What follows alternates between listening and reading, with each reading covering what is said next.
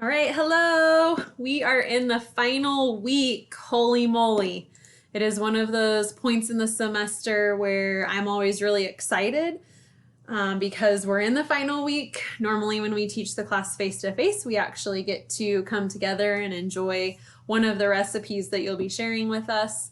But this semester, we don't get to do that thanks to the good old COVID-19. So I just wanted to go through a couple things. Your week 15 materials are due tonight, so you just want to make sure you get those things completed. I've got a few questions from you all about the course evaluations. The end of course evaluations did close on Monday, the 11th at 8 a.m. So you've likely missed that deadline, and so you won't have the ability to still complete your end of course evaluation if you haven't done that already. So there's been a couple of announcements related to that, and I just want to make sure that you're all aware that that is already closed. In your week 15 module, I also give you an example of a recipe card that I've created. It's one of my favorite recipes in the summertime. And so you'll see with this recipe card, you've got the ingredients on how to make it, the instructions, there's a picture, and then you want to make sure that you have a little area where you talk about how this recipe represents your food culture.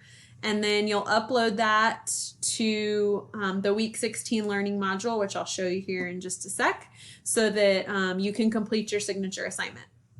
So make sure that you check out what's in week 15, but also know that your signature assignment is due this week as well. And it's kind of a tight turnaround because it's the end of the semester, and because of COVID, the semester was extended, but we were off for 3 weeks. So we kind of had this really weird crunching everything together, trying to get it all consolidated into what was left for the remainder of the semester. So you're gonna find that week 16 learning module, and the only thing that's due this week is your recipe cards. So embedded within the week 16 learning module, there is a rubric that shows you how those recipe cards will be scored. You'll also see the example again, and you just want to make sure you get those uploaded no later than this Saturday, May 16th by 11:59 p.m. And then that just ensures that I can then get all of those graded and then turn around your final grades before grades are due next week. As a reminder, because of COVID-19 and everything that's happened this semester, you also received an email about the option this semester for a pass, no pass. So what you need to know about that is I will still be submitting your grades as normal. So whatever grade you've earned in this class, I will submit that grade as your final grade. You then have a week after grades are posted. So grades will be posted for you. Grades are due for us on Thursday, May 21st, and then grades will be available for you to view on Friday, May 22nd. And what you want to know about that is you essentially then have a week to go in and change that letter grade that we've submitted as your final grade to a pass or a no pass, should you choose that option. I've been telling students if you have an A, a B, or a C, that's considered passing, and unless you're really looking to improve your grade and retake the course, you should probably keep that letter grade that you've earned. An A obviously has a wonderful effect on your GPA, a B has a pretty good effect, and a C is average.